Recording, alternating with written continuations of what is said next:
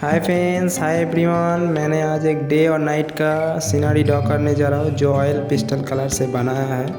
तो आप पूरा वीडियो देखते रहिए और चैनल पे बने रहिए।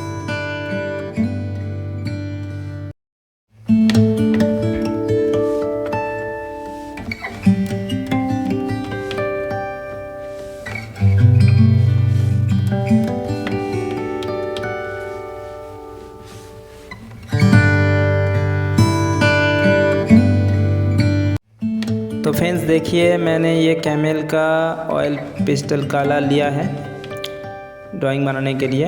एक स्क्रैपिंग टूल इसके साथ फ्री दिया है जो ड्राइंग में काम आ सकते हैं। तो ये 12 पीस का कलर शेडिंग है, white, blue, orange, yellow, green etcetera. तो मैंने एक नियरेस्ट दुकान से लिया है।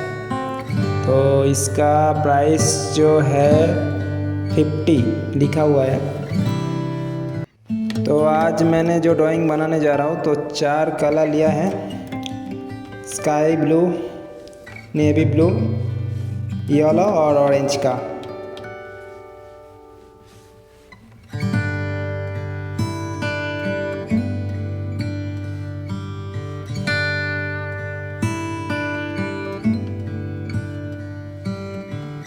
Let's start the drawing. आप देखते रहिए और चैनल पे बने रहिए।